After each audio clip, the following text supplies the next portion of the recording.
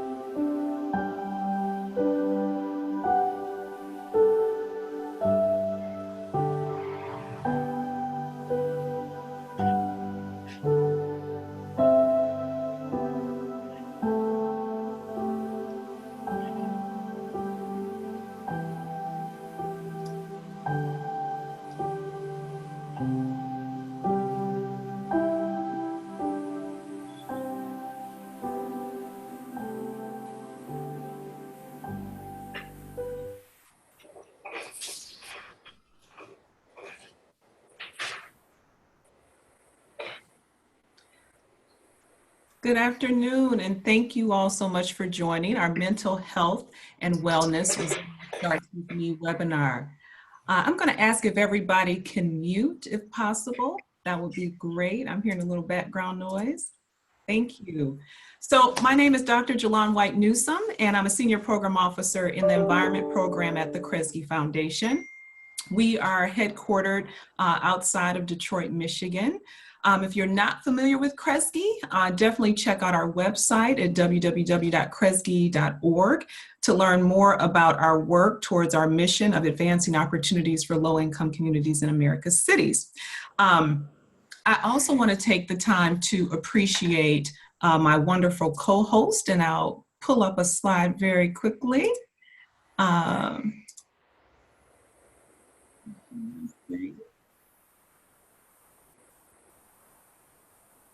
Okay, get all that out the way. So yes, want to appreciate my wonderful virtual co-host, Kate O'Brien and Janelle Knightley of Catalyst Collaboratives, and many of the partners listed below: the Pisces Foundation, the Funders Network for Smart Growth and Livable Communities, and our own Health and Wellness Committee for helping make this happen. And, you know, just to get started, as a foundation program officer, typically we have the opportunity to create learning opportunities for our grantees that are aligned with very specific areas, whether it be health, arts and culture, or environment.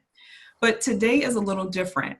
I'm not only excited to welcome our Kresge grantees, but also the grantees of our funder partner organizations and friends that are part of a larger community beyond the reach of our foundation, to discuss a topic that Kresge isn't necessarily an expert in, but very important to the work that we want to support, and that's mental health. So for those of you that might not be aware, May is recognized as Mental Health Month, but like most of the recognized months, mental health awareness is something we should recognize all year. And I don't know about you, but achieving mental health, physical health, and emotional health has been personally a lifelong journey for me. And definitely over the past 10 weeks, the conversations I've been having with family, friends, grantees, and partners have made it strikingly clear that no matter how resilient we think we are, all of us are trying to handle stress while remaining hopeful, and come out stronger despite daily life depleting things that just take our energy, and really try and make some sense out of this chaos. But it's not just the personal struggles, but the reality of what's going on around us. In my hometown of Detroit, I have family and friends that have been hit with loss of health, loss of life, whether they be frontline workers in our stores, in our hospitals, or the folks picking up our trash. They are risking their lives to keep us safe. And many of us, whether we are continuing to advocate for environmental protection, grabbing groceries for our elderly neighbor, or checking in on those that live alone, or just really trying to keep your children encouraged when they haven't seen their friends for weeks. It is a lot. So we owe it to ourselves to find practices and resources that will help us to do more than just survive, but thrive and come out stronger on the other side of this. And that was the impetus for this webinar, to go beyond the norm of just offering a technical session or training, but offering something hopefully that will help fill up your emotional and mental cup, because a lot of us might be running on empty. So my hope is that what you learn here, you will share with folks that you feel will benefit. And it's not Vegas, so I hope what happens here doesn't stay here. So before I jump into introductions, I want to share a couple reminders of how we are going to engage together. And you can take a look at this reminders, but basically we're using a webinar format. And so you will only be able to see and hear our presenters. Everyone else will remain muted due to the number of participants we have. But just because we can't hear your physical voice doesn't mean that we don't want you to engage. So we encourage you to use two things. The first is the chat box. And the chat box we want to use for affirmations, reactions, or thoughts, or anything that just comes to mind that you want to share. However, if you have a question for one of our speakers, we want you to type that in the Q&A box. And so you can find both the chat box and the Q&A box. If you hover at the bottom of your screen, that should come up and you should be able to click. It should maximize, and you should be able to, again, offer your question, answer, or chat. So let's give it a try, because I don't want to assume everybody has been on Zoom meetings. In the chat box, if you could quickly type your name, where you're calling in from, and one word that describes how you are feeling right now, that would be great. So hopefully we will see some things coming in the chat box, and we have the team monitoring that, make sure it's happening. So thank you, thank you, thank you. So feel free to continue to type as I introduce our wonderful speakers for the day. So today we have an awesome panel. Our first speaker will be Bina Patel, who is the founder of Saathi Impact, where for the past 20 years, she has been championing, facilitating, and supporting healing, justice, and equity. Having had personal experiences with Bina, she is awesome and will be sharing with us about mindfulness and breathing and practices to cope with anxiety. Following Bina, we will have an open conversation with Dr. Lisa Susteren, a psychiatrist in private practice in DC. She has dedicated her career in the US and beyond to mental health and trauma, and she is also the author of a new book, Emotional Inflammation: Discover Your Triggers and Reclaim Your Equilibrium During Anxious Times. After Dr. Lisa, we will have the powerhouse Lisa A. Smith, who is the founder of the Black Leadership Academy. She's a nutritionist, an entrepreneur, trainer. And again, she poured into my life, and she will share a little bit of her experience about immunosuppressants and what we need to keep out of our mouths during stressful times. And to close out our time, really excited to bring on Rochelle Reynosa, who is going to get us moving. She is a certified yoga instructor dedicated to sharing her practice to help with community building and helping people reach their personal health and fitness goals. So the way this is going to go is after Bina and Lisa Smith speak, we will have about 5 minutes or so for Q&A. So again, use that Q&A box at the bottom of your screen. And as you're listening, again, be prepared to provide your thoughts, reactions, comments in the chat box. Dr. Lisa will not have a formal presentation. As I said, we're going to use some of the questions that you posed before the webinar, and we're going to actively try and answer some of the questions that you posed during the webinar. So it will be a conversation, kind of talk show style between Dr. Lisa and I. So with that, we are going to welcome Ms. Bina Patel to get us started. Hello, everybody. Thank you so much, Jalan, and to everyone who made this moment possible. Welcome, everybody. So glad to see these names, some of them familiar. So a couple of things as we get started. One, if you have loved ones that show up, pets, kids, spouses, it's all good. Feel free to stay muted, but welcome them into the space. As you heard, this is a space for all of us just to take a moment to take care of ourselves. So I'm going to spend about 10 minutes with you talking about mindfulness. It is part of an equity practice, and the first piece of it is that we are well in the work we are all committed to doing as a practice. And so the first thing I'll do is spend a couple of minutes of just sharing some background about mindfulness, and then we'll do some practices together. So first, in acknowledgement, I'm zooming in from San Diego, the ancestral and treaty lands of the Kumeyaay people who are still here and present and stewards of this land.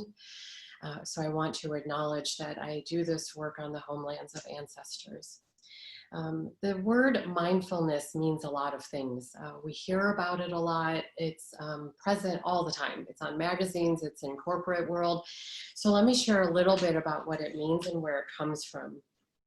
Mindfulness has a long history in the Eastern religions, spirituality, and philosophies.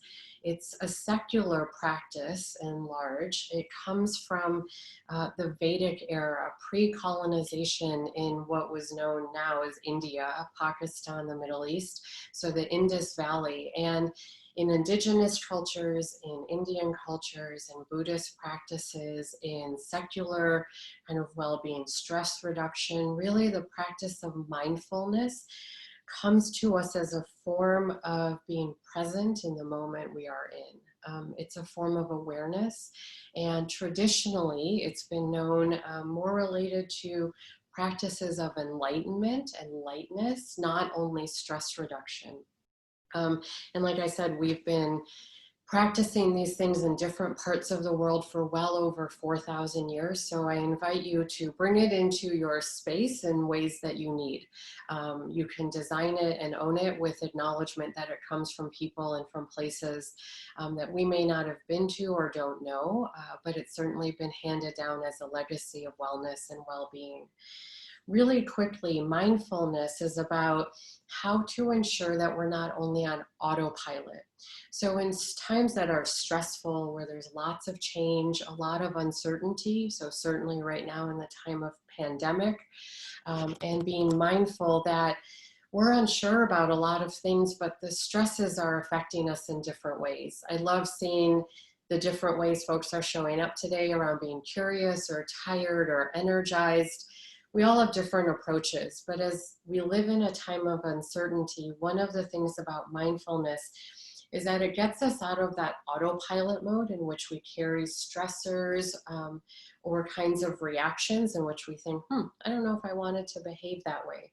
And really what we're doing is creating awareness without judgment. And that's the critical part, is like, what am I feeling right now? And let me not judge it as good or bad or negative or deficient. Let me just be aware and better understand what's happening right now. Mindfulness helps us create focus and intentionality. So those moments when you're tired and the dog is yapping or the Wi-Fi isn't working, you're like, oh, what is happening right now? And you get that stress reaction. What it helps us say is, how do I want to respond in this moment? What is my relationship to what's happening? Really quickly also, I want to share a bit about mindfulness as a practice right now. The reason that we're all here today, but why I integrate mindfulness in my work of racial equity and DEI is, like I said, we want to be well in our purposefulness for what we do. you all, knowing where you come from, the sectors, the kinds of work you all do, carry really purposeful, important work for the communities out there. And it's really important that we are resilient, that we come back the next day to keep going, to be purposeful and be of service in the collective. And that's where these practices of wellness really suit us in order to take care of ourselves to show up the next day. So these are also practices of resiliency and the ripple effect, the collection of all of us together and what we're creating from our own little space and when we connect with others. The cool thing about mindfulness is you can do it anytime. You can do it when you're standing in line at the market. You can do it when you're at home. You can do it when you're on a Zoom call, and we'll practice some of those today. So I encourage you to think about this as a really accessible practice that's already open to you, and you can make it yours. And I'll give you a few tools to start with. It's different than meditation. So just really quickly, we often talk about mindfulness and meditation and these sorts of things. Meditation is much more about having the concentration, the clarity, and a structure.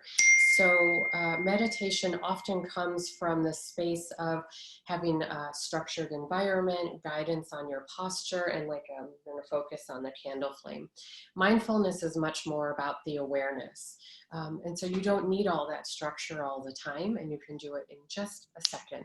So in the next few minutes, I invite us to practice together. And like I said, feel free to invite your loved ones in. So even though I can't see you, I'm going to ask you to settle into your seats, sit back, kind of move away from the screen if you'd like, and just listen to my voice. So I'm going to ask you just to breathe normally. No deep breaths yet. Just breathe normally. Close your eyes or look down and check in to feel where you're breathing into. Do you feel your heart space moving? Put a hand on where you feel your breath going. Maybe you're breathing into your neck. Maybe it's your lungs. Just check in with yourself. Get some awareness about where you're breathing and put your hand there. And in your next breath, as you close your eyes, breathe a little bit more deeply, past that space. Start to feel expansive.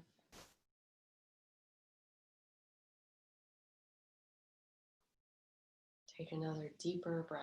Breathe into your belly. Feel your belly get big, your rib cage get big.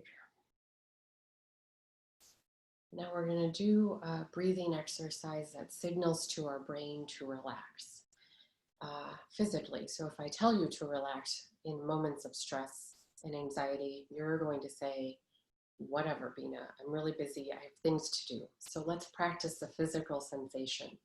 So I'm going to ask you to take a deep breath in and crunch everything up. Make a fist, deep breath in, fist, crunch your shoulders up to your ears, and deep breath out and drop it. Now that you saw that, let's try again. Deep breath in, crunch, crunch, crunch, tighten up those fists, tighten up those eyes, and release. Last time, deep breath in, crunch, crunch, crunch, crunch, and relax. Drop those shoulders, maybe wiggle if you need. This practice of mindfulness, when you breathe, we're trying to connect how your physical self is doing with your emotional and intellectual self. And this breathing exercise where you crunch and then drop sends a signal of, oh, this is what it feels like to have my shoulders down. Not this, not this. This is what it feels like. So this is a great exercise, and kids love this one. They love balling up and relax. So that's one I encourage you to try. Here's another one. I'm going to guide us through a counted breath. And so just listen to my voice. We're going to breathe in through your nose for 4. 1, 2, 3, 4. And hold your breath. 2, 3, 4. And out through your mouth. 3, 4. Let's do it again. In 2, 3, 4. Hold. 2, 3, 4. And out.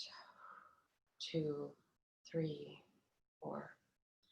One more time. Breathe in. 2, 3, 4. Hold.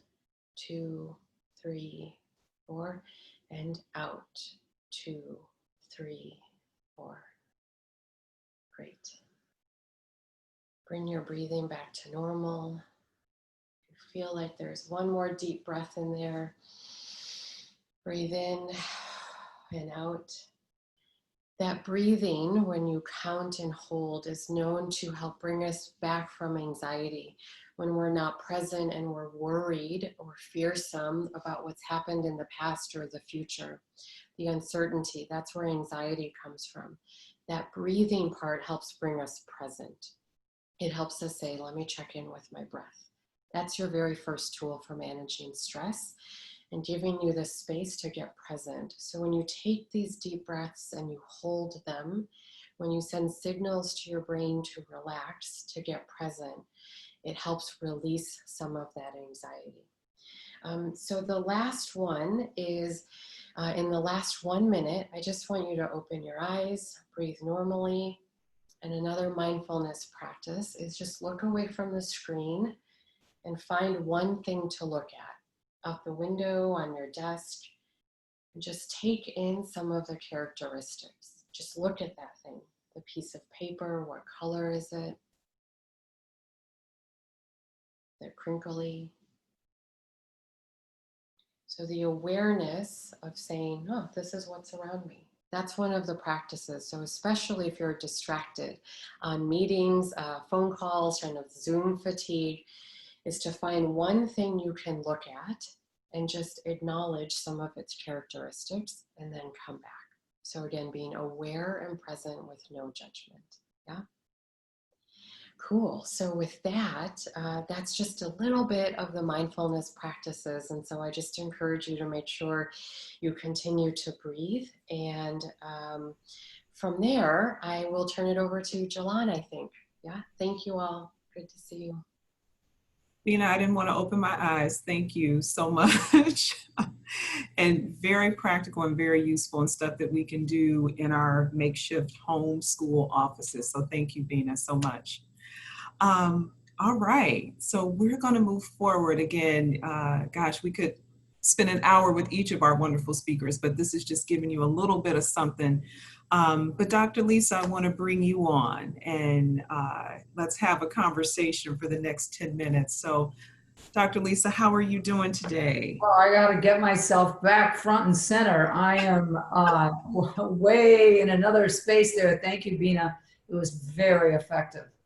I know, it's so I just found myself closing my eyes again.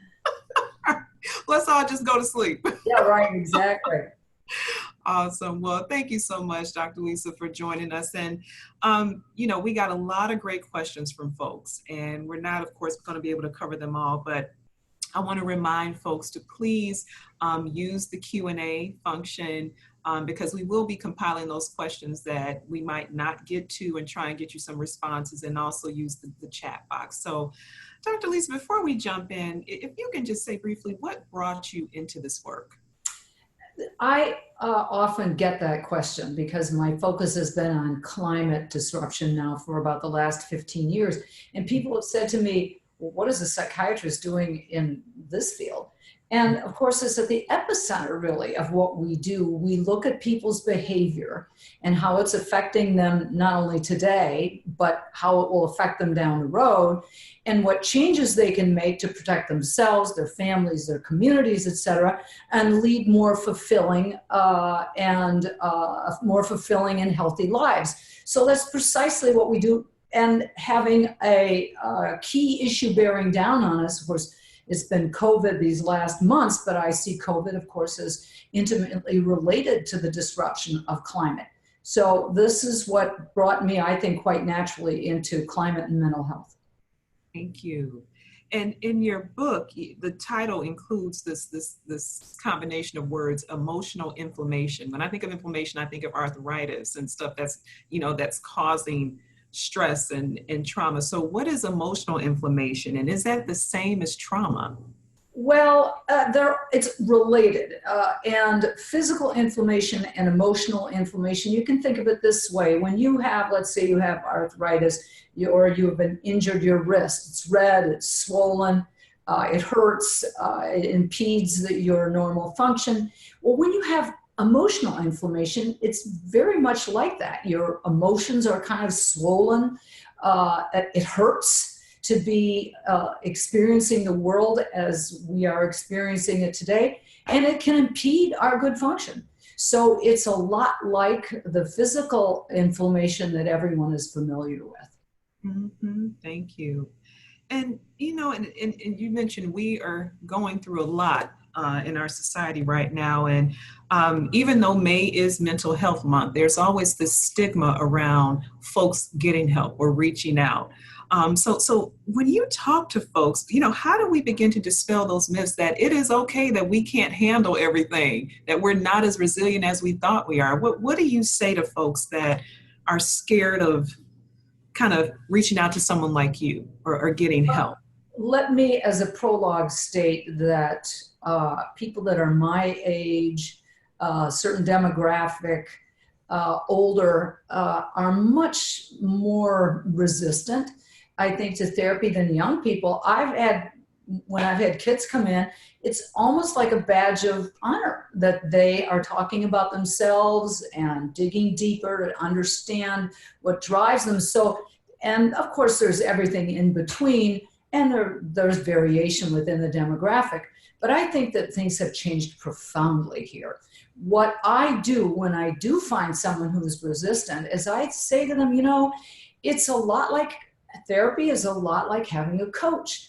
You've got another pair of eyes on some of the decisions that you are making with someone who's experienced it, telling you how to get on that field and get down that field or get around someone who's blocking you and on that field. And when we talk about it as coaching and how valuable it can be to have someone coaching you, this happens to be about emotional issues, then people begin to see it in a different light. It's not like, it's very now, I think, less common, and psychiatry is kind of bifurcating between people who have major mental illnesses like schizophrenia, bipolar disorder, some of them well managed with medication, and people who just want to understand what's the answer to goodness of fit between me and the world that I live in. And they want help with that, and they want it from someone who has experience finding the right words and understanding where they're coming from. Mm-hmm. No, definitely.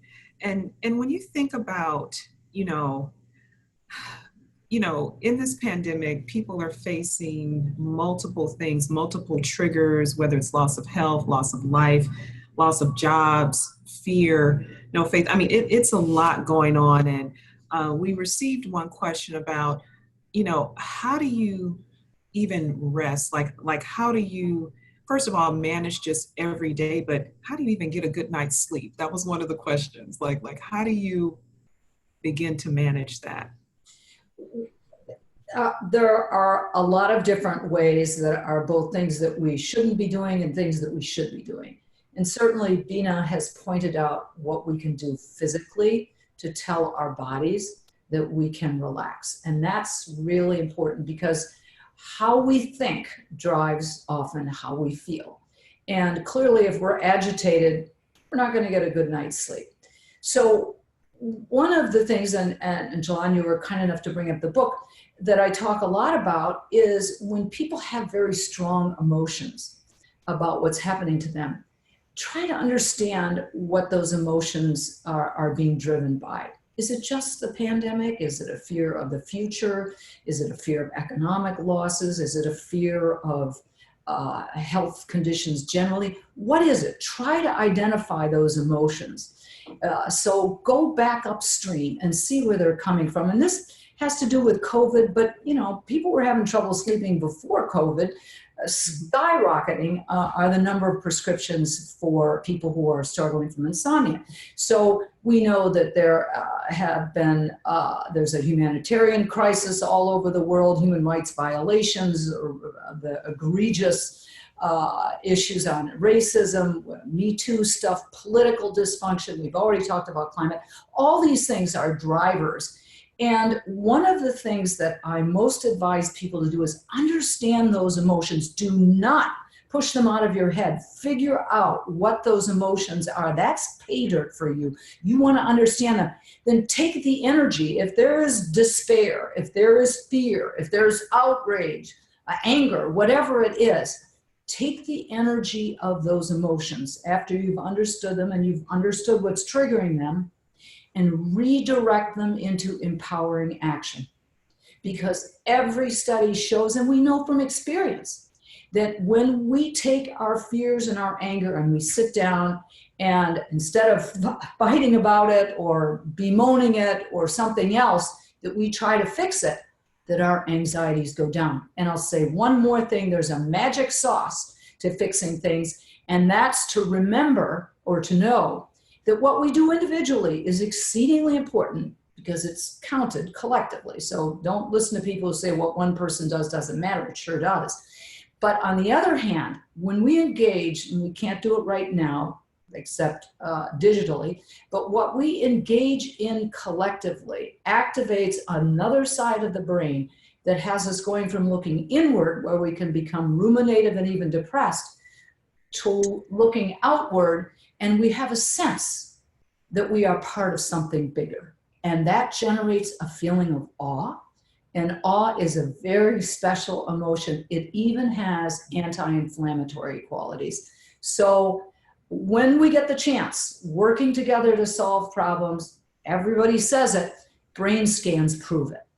And that gets to another question about the importance of not just individualized healing, but collective healing.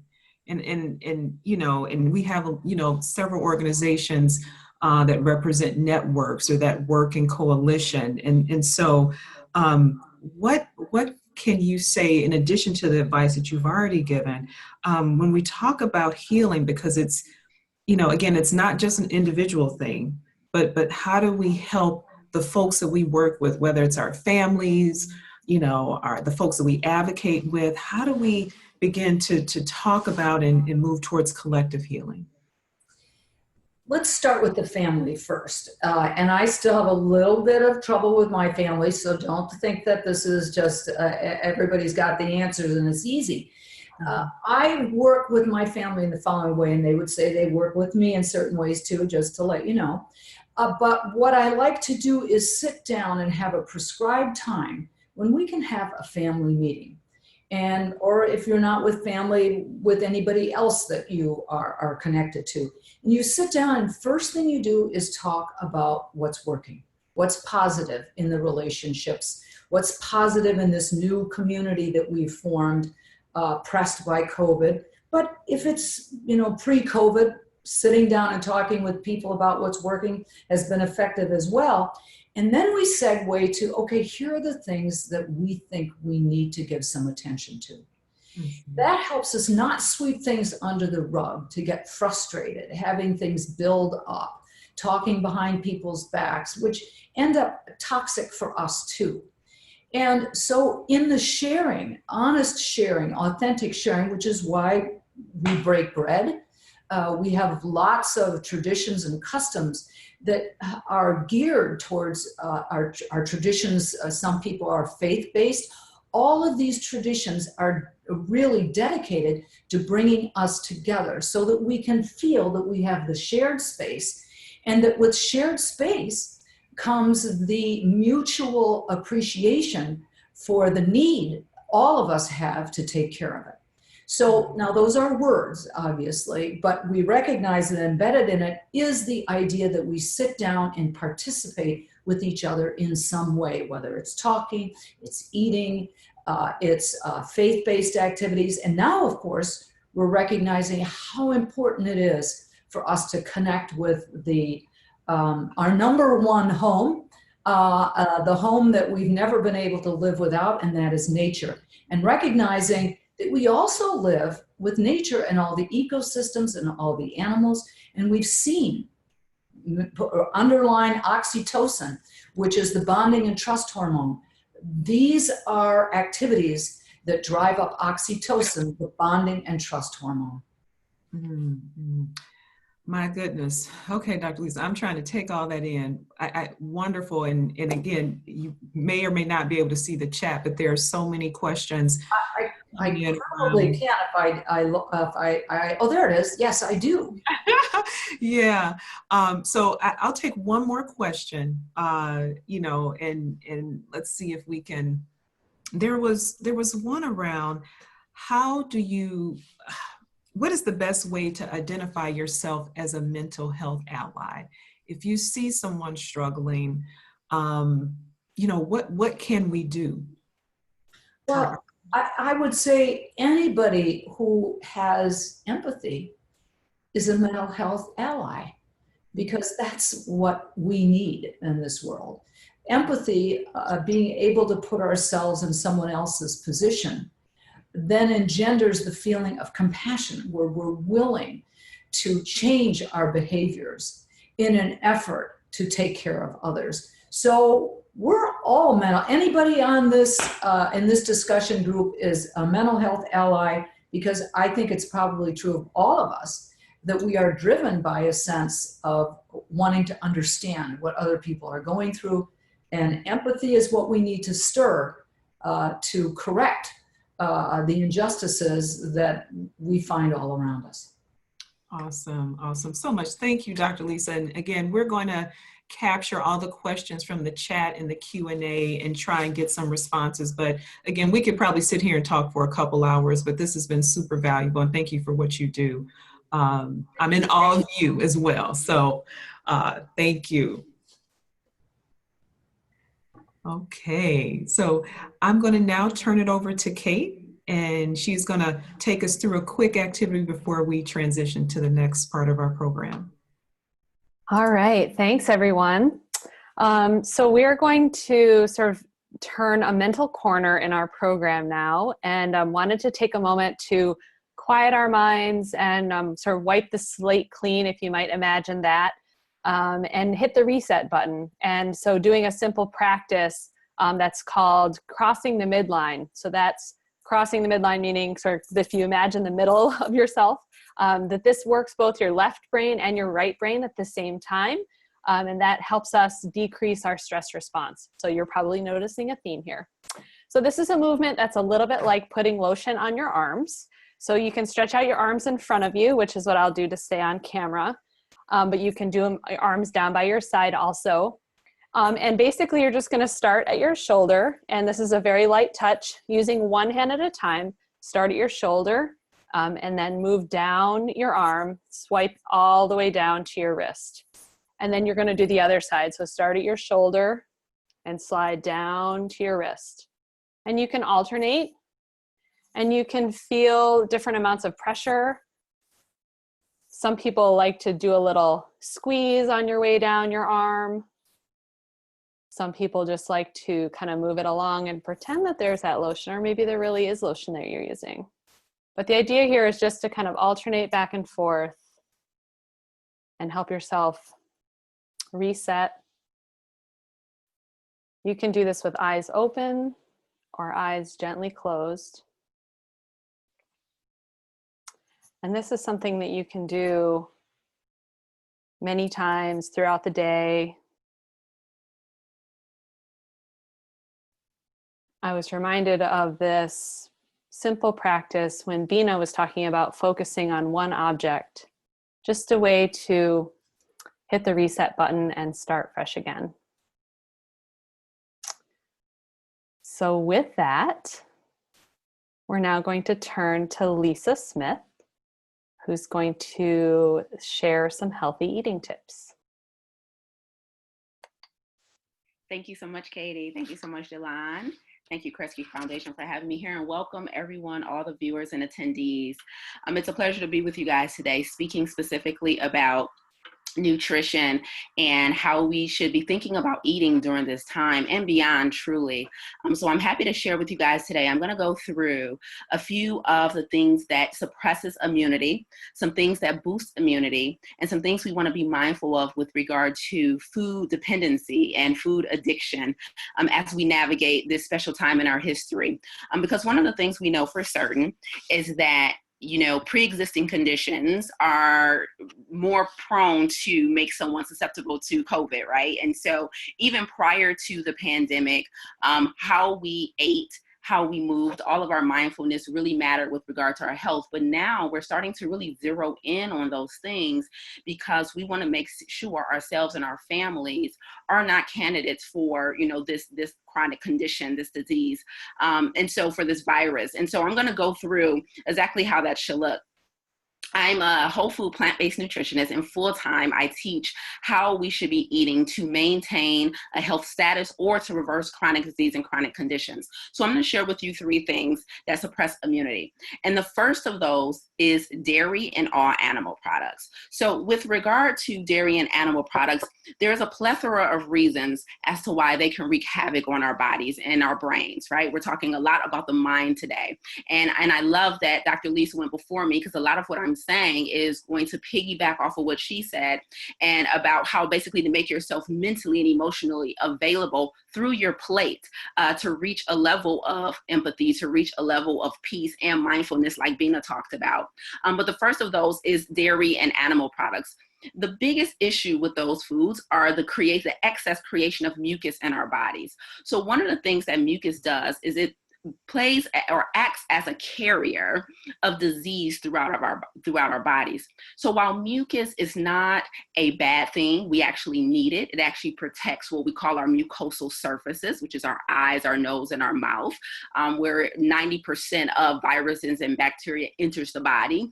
It's the excess mucus that can wreak havoc on our body. And when we consume animal products, including dairy, including eggs, because eggs aren't dairy, we must understand that excess mucus creates phlegm and fluid in the body. One of the things we're seeing with COVID actually is that you can get the virus and be able to battle it at home, but those that need to be hospitalized and are in need of a respirator is partly because of the excess fluid in their lung area. And a lot of that is caused from mucus. So in addition to dairy and meat, other things that create excess mucus in our bodies includes alcohol, sugar, and processed and refined foods. So as we talk today, my mission is going to get you to see how adopting a more whole food plant-based diet, where 80 to 90% of your diet is label free, meaning you're not eating a lot of things that are pre-seasoned, pre-cooked, or preserved. So you ideally want to consume foods that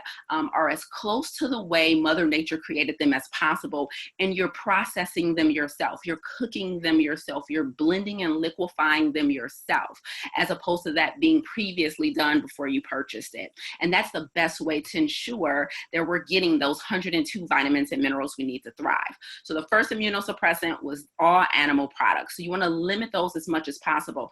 And turns out it's a fine time to do it with, the meat plants going down, the cost of meat and eggs going up, upwards of 15, 16%, the highest we've seen in over 30 years.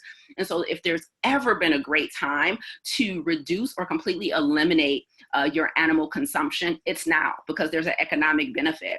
And it significantly decreases the chances of contamination, cross-contamination, with, the wave of outbreaks in a lot of our meat processing plants, right? And so it's not only great for your body, your brain, but it's also great for your pocket. So we want to reduce that animal product intake. The next thing that significantly compromises your immune system is going to be stress, believe it or not. Now, I wanted to mention this, although we're talking about nutrition here, I wanted to tell you a little something about stress, because Bina walked us through, a beautiful mindfulness exercise. Dr. Lee's talked about, creating the space for being available for mental health and emotional health. And because we're in a high stress time right now, a lot of us don't realize that when you're chronically stressed, it shuts down or compromises your immune system, because your body believes you're in danger. Your body and your brain believes you're in danger. So if the things you're going through right now with regard to work, economics, right? The loss of loved ones or just people falling ill. If that's causing chronic stress, what's happening is that those elevated cortisol levels are turning the volume down on every other system in your body, your digestive system, your endocrine system, your cardiorespiratory system. All of those systems are put on the back burner until your cortisol levels come down, because your body is believing that it is in danger. And so we don't want to put energy into any other function other than getting us back to safety. So what that means is your immune system is compromised when your cortisol levels are really high. So we really want to tap into the multiple activities that we're learning in today's session to make sure you're keeping stress at bay. The final thing that compromises your immune system that I want to talk about is sugar and gut health. So sugar, and here I'm referring to refined sugar, compromises your immune system for up to 4 hours. So that's everything from your cookies, candy, cakes, and pies to your sweetened beverages, but also hidden sugars. So in things like your pasta sauces, your salad dressings, your seasonings, your supplements, right? If you're doing a protein powder, a multivitamin, even over-counter drugs are chock full of sweeteners. And so you want to eliminate all of that refined sugar out of your diet as much as possible, ideally drilling it down to 0. In addition to compromising your immune system for up to 4 hours, sugar is also responsible for neuropathy or nerve damage. So now we're tapping into circulation in your body. And then it's also responsible for feeding cancer, in addition to wiping out your memory and your ability to concentrate. Sugar is one of the leading causes of dementia, and one of the most common forms of dementia is Alzheimer's. And so sugar lends to that breakdown and that neuropathy in your brain as well. So not only from immunity all the way to, we're talking neuroplasticity here and how your brain works and functions when it's on that sugar. Sugar is what we call an excitotoxin, okay, along with MSG and food dyes. All of these are what we call excitotoxins, causing hyperactivity in the brain. So when you're trying to mitigate that stress, when you're trying to navigate the day-to-day of your new normal, when you have sugar in the brain, that functionality is highly compromised. So as much as you can, guys, try and remove all of those sweeteners, intentional and unintentional, out of your pantry, out of your cupboard, and tap into those whole foods, those whole plant-based foods, your fruits, your vegetables, your nuts, your seeds. It's going to improve your ability to sleep proper and get proper rest so you can have better decision-making skills and ability. But moreover, it's going to give your body a fighting chance. If something does land on one of your mucosal surfaces, your body will have the ability to fight it off if it doesn't have sugar or excess mucus in the way of that, okay? Now let's talk really quickly about how we need to boost that immunity. And then I'm going to focus a little finally on gut health. So immune boosting things, what can we be doing? What should we be eating? Well, first and foremost, our body's ability to create those antibodies needed to keep us healthy, it creates them on our own, but because we're exposed to so many toxins in our environment, we have to double down and assist it a little bit. And so we're going to do that with a diet that's high in hydration, first and foremost, so that water is going to be super, super important. I want you to consume a minimum of half of your healthy body weight in ounces of water per day, half of your healthy body weight. So if your healthy body weight is right around 200 pounds, that's 100 ounces roughly a day. Now, what's so important about water is that although we need approximately 102 vitamins and minerals to thrive, we don't need to eat them every day for our levels to be optimal. However, that's simply not the case with water. Water is one thing that we wake up deficient in every single day, and we need to replenish. And if for some reason you can't physically drink those fluids, when you increase to a more plant-based diet, you can eat those fluids. So we know a lot of our fruits and vegetables are made of mostly water, right? It's watermelon season coming in town now. A lot of our citrus, our fruits, our vegetables, our cucumbers, our plants, our leafy greens are mostly water. So if you're eating that hydration, you have a better chance of staying hydrated properly during this time, because that's going to be really, really important with fighting off anything and just boosting that immune system. That water helps your arteries to dilate. So we're talking blood flow now, lowering blood pressure. It's going to be really important, making sure that you're not creating another condition that can make you more susceptible to catching that virus. In addition to drinking that water, something else which boosts immunity is going to be exercise. So I mentioned earlier that those mucosal surfaces, the eyes, the nose, and the mouth, is where 90 to 95% of viruses and pathogens enters our body. Well, we have an antibody called IgA, also known as immunoglobulin type A. And this IgA is boosted when we move. So our goal, guys, is going to be 4 days minimum of exercise each week, a minimum of 30 minutes on those 4 days, okay? And that's going to boost that IgA. That's going to protect those surfaces to make sure that we're creating that antibody to fight something off. Because just because it lands on you doesn't mean it has to enter your body and wreak havoc, right? Because a virus, unlike bacteria, a virus can't exist outside of a host, right? So we don't want you to become that host. And so making sure you're moving is going to be exceptionally important. The good news is, for most of us, it's warming up wherever we are, and you have the opportunity to move and get out a little bit. Okay, so as we wrap up, I want to give you one final tip here, and then I'll welcome any questions if we have time. But make sure, with regard to mental health, that you are eliminating those excitotoxins, which is going to be that sugar, that MSG, and those food dyes, like yellow number 40, yellow number 5, red 40, yellow number 6. It destroys your gut, and over 60% of your immune system is in your gut. So you want to make sure that your gut is healthy. So if you're having digestive issues, things like that, we need to start feeding the healthy bacteria in your gut, killing off the bad bacteria, so that we have the opportunity to restore that gut health and keep that immune system strong.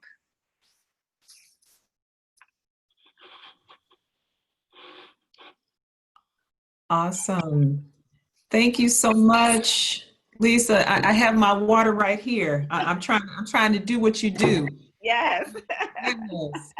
So much great stuff. And there's a lot of questions that we're probably going to have to come back to on the back end about, do you need to take vitamins? At questions of food access, particularly for low-income communities and communities of color. So definitely want to circle back with you, but thank you so much. You are awesome as usual. And please check out the Black Health Academy and the work she's doing. Kate, I'll turn it over to you. All right, thank you so much. Such good information coming through here. We are in the final portion of our program, and I would like to introduce Rochelle Reynosa to the screen. Rochelle is going to lead us through a chair yoga practice, or those are my words. I'll let Lisa use, Rochelle use her words. So without further ado, Rochelle, please take it away. Thank you so much. I want to make sure everyone can hear me. My name is Rochelle Reynosa, and I'm coming to you from Sacramento, California. And we're going to do some chair yoga. I think you hit it right on. So today I would like you to grab a chair, namely a chair that has a back and maybe no wheels on it, so it's not moving underneath you.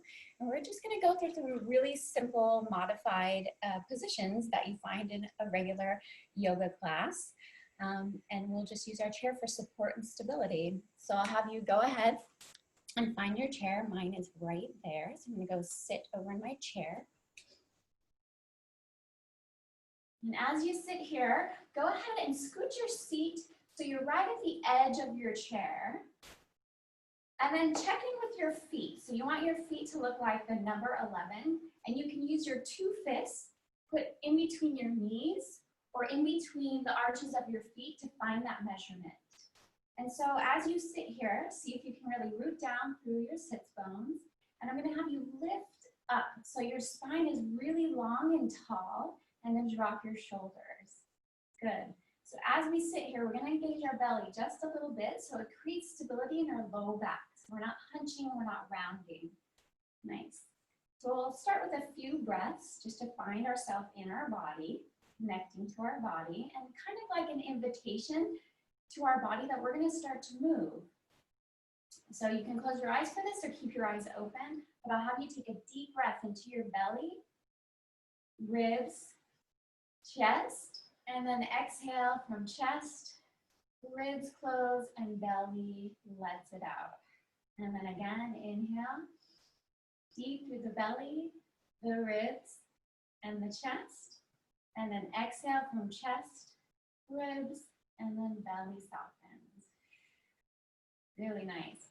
So from here, as you weight down into your feet, try to find all four corners of your feet really rooted into the floor. And then I'm going to have you take your arms wide, right at your sides, and then reach them up on an inhale. So inhale, lift your arms up, press your palms together just above your head. You can look up at your hands, and then exhale, open mouth, and let the hands come down to your heart. And we'll do that 2 more times. So inhale to lift, rooting through your feet, rising through your ribs, and then exhale, press the palms together, let all the air out. 1 more time, inhale to reach up and wide, big breath in, press your palms, exhale, let all that breath out. Nice. From here, I'm going to have you go ahead and take your hands, interlace your hands in front of you, push the hands away so the palms are facing your screen or your computer or right in front of you, wherever you're sitting, and then reach your arms just above your head. So from here, you're reaching your arms really high and tall, and you're kind of sitting in your root of your sits bones, and your feet are grounded in the floor. And I want you to just kind of do simple tick-tock. So tilt to the right and tilt to the left. As you do that, just notice your hips and your sits bones, and if they're still rooted, and they're not swiveling, but they're staying anchored and stable. Good. So this time, as you reach up, look up. Big inhale here. And as you exhale, bend your elbows and bring your hands, the grip of your hands behind your neck. Elbows are nice and wide. So we're going to go through a little bit of spinal inflection, undulating our spine. So on an inhale, tilt your pelvis forward, lift your chin, lift your chest, open your elbows nice and wide, and then exhale to bring the elbows together, round the spine, look at the navel, tuck the chin. Inhale, lift up, press through your feet, rise the chest. Exhale, bring your shins backward energetically, touch your elbows back together, tuck your chin, and inhale, lift, open up, and exhale, round, nice cat spine. Good, come up nice and tall. Release the grip of your hands. I'm just gonna have you shake out your hands, let that go, and roll through your shoulders. So we'll go up by the ears, back and down. Few rounds, using your breath. Nice, and then you can stop and go the other direction. So from backwards to forwards. Still rooting through your sits bones and rooting through all four corners of your feet. Good, from here, reach your arms nice and wide. So like your capital letter T, and then take your fingers and flick your fingers out to the sides like you're getting rid of water on your hands. And this kind of gets into our wrists and our shoulders a little bit and our forearms, where we tend to hold a lot of carpal tunnel, especially when we're in front of screens and typing away all day long. So just release all that energy, let things go there. Awesome. And then from here, you can roll through your shoulders a little bit, bring your hands right onto your lap. I'm going to have you take your left hand, cross it over, kind of like the midline cross that we just did with Kate, cross it over to your right knee, take your right arm, reach it forward, up and around, and start to turn your body toward the right side. You can take your right hand and grab the back of your chair. Inhale to sit up tall, pressing through your feet, and exhale, twist all the way behind you. Allow the twist to be right at the belly, and then your ribs, and then your shoulders, and then your head. Take a deep breath in, and then exhale, release that. Come center, bring your right arm forward, and cross the body again, landing the hand right outside the left knee. Take your left arm, reach it forward, up and around, and then turn to grab the back of your chair. Inhale to sit nice and tall, and then exhale to twist. So twisting at the belly, then the ribs, then the shoulders, then the neck. Take another deep breath to sit up tall, And exhale as you release that and let that go. Awesome. So we're going to move from there and step our feet nice and wide. So our feet are facing away from one another to the sides of the room that we're sitting in. And we're going to go ahead and drop our shoulders down so that our hands, our elbows actually, should come to our thighs, our inner thighs. And go ahead and just sit here and kind of nestle into your seat.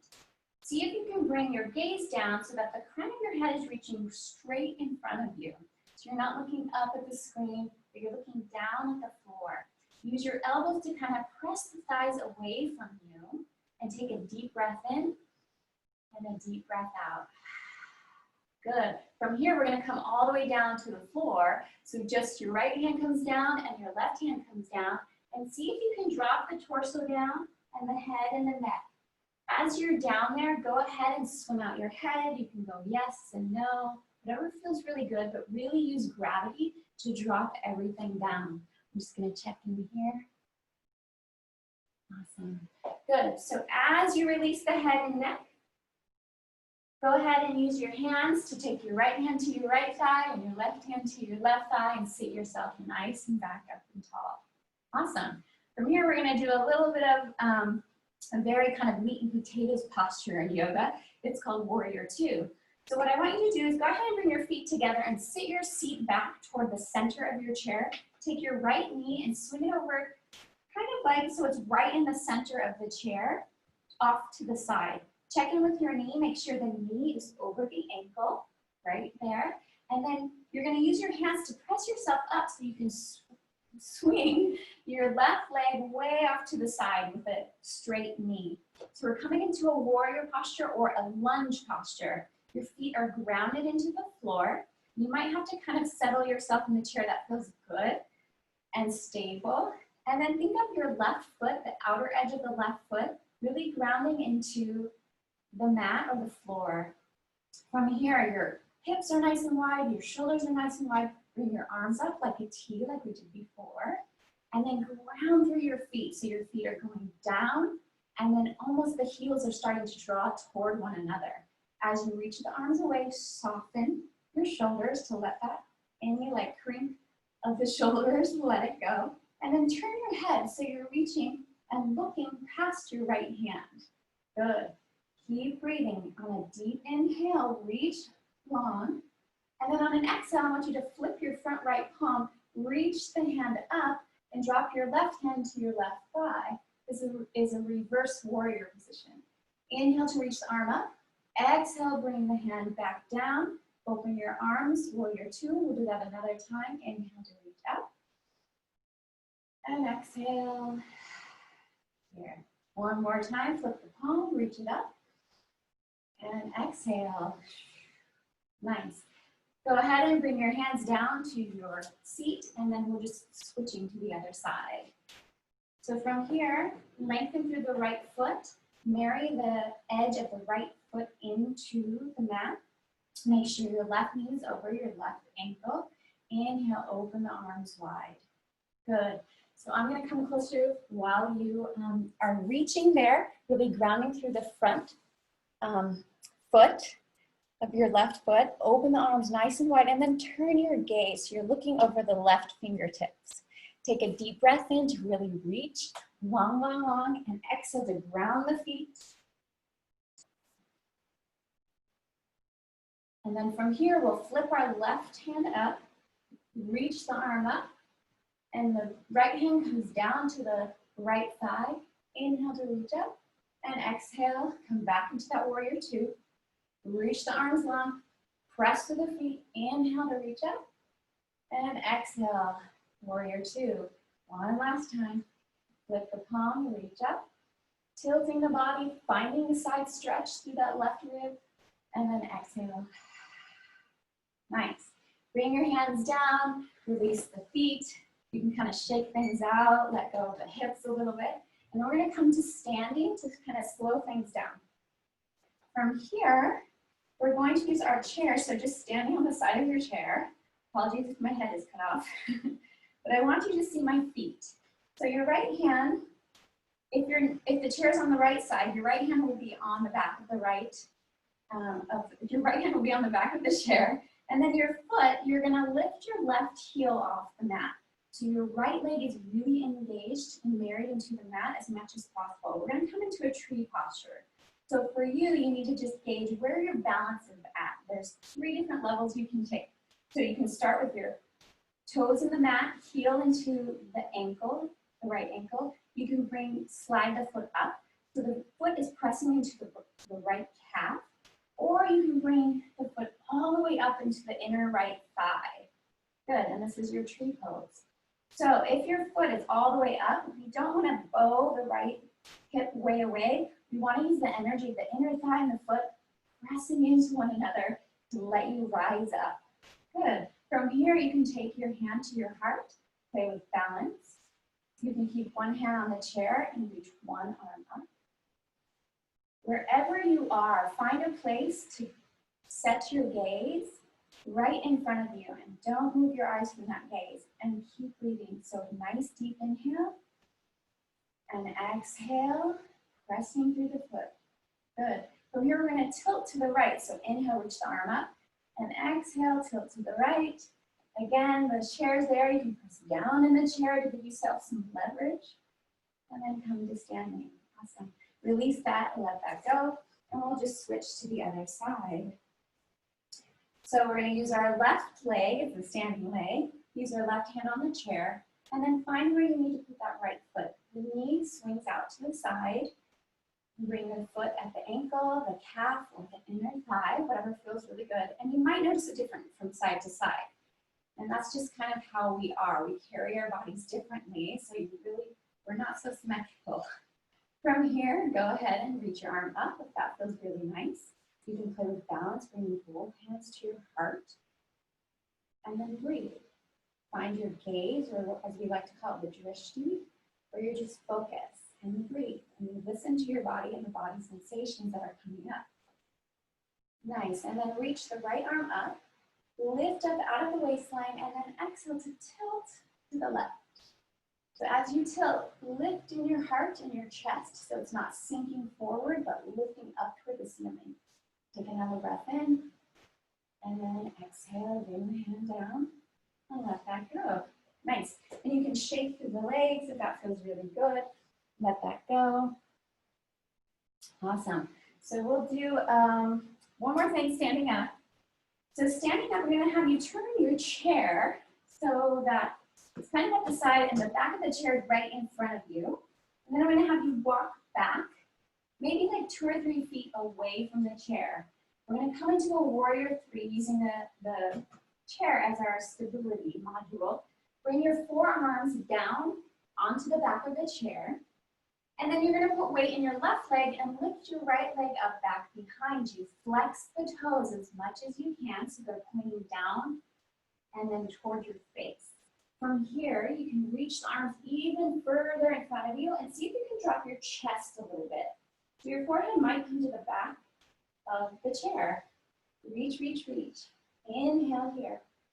And then exhale, drop the foot. Walk yourself back up to your hands, and we'll switch to the other side. You can always shake your legs out, let things go. So we're going to put weight into our right leg, come down to our forearms. It might be nice to use like a blanket if your chair is a little rigid and not comfortable on those forearm bones. And then go ahead and lift the right leg behind you, flex to the toes. If you can, drop your chest. So it's very common for our hip to want to open up to the side, but keep it pointed down. Take a breath in and take a breath out. Nice. And then we'll walk up and release that and let that go. Really, really good. One more thing we're going to do, and we'll start to kind of close it up. I just want to check and see how everybody's doing. Oh, we have a minute left. So we'll stop and sit in our chair. And I'm going to have you sit at the edge of your chair again, ground through your feet, allow your hands to rest on your thighs, and then close your eyes down. We're going to do some circles with our eyes and get into our eye sockets because we're staring at screens so much these days. We neglect the muscles in our eyes.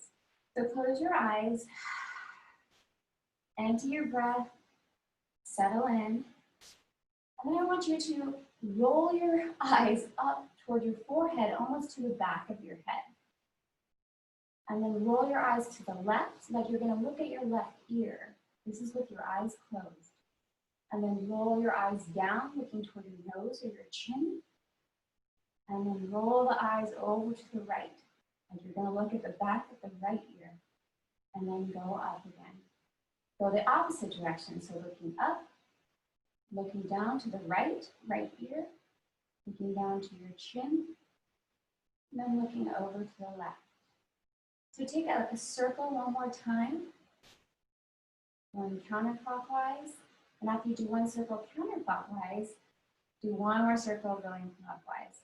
So your head is on straight, you're not squishing in your jaw, holding anything tight, your pelvis is released, you don't need to hold anything there. And just take a rotation in those eye sockets. Give some love to your muscles in the eyes. Good. Go ahead and flutter open your eyes, take a deep breath in, reach your arms up, and then exhale and let that go. Thank you so much, everyone. Again, my name is Rochelle Reynosa, and it's been a pleasure to be here today. Awesome. Thank you so much, Rochelle. I saw my daughters in the other room doing your activity, so much appreciation. And for all the Zoom meetings that we have, that I think is a great break for folks. So hopefully they will take all the wonderful things that you taught us and put them to good use. So thank you so much. So I know we're coming to closing our time together, but I just wanted to, hopefully you all can see this slide, is just really just appreciate our speakers today. And if you could throw some love, some virtual love and virtual hugs in the chat for them, I know that would be much appreciated. But I also wanted to acknowledge that two of our speakers actually have books that, you know, Dr. Lisa, Emotional Inflammation, which we put in the chat, and then also Lisa Smith did mention it, but a very awesome plant-based book, and again, some awesome recipes that you will enjoy. So I encourage you to check those out. In closing, Kate will be sending, I think she put in the chat that we'll be sending this recording, a resource page that we put together for you, and also would love to get your thoughts and feedback about your time with us today. So if you can check out that link and complete the survey, we would be much in appreciation. So again, I hope that you were able to get something out of our time together that you will take back, use for yourself, and also share with the communities that you are in, because again, we can no longer afford to ignore our emotional, mental, physical, and spiritual health. And again, resilience does start with you. So take the time to take care of yourself. So with that, thank you so much. Enjoy the rest of your day, and wishing you peace and blessings.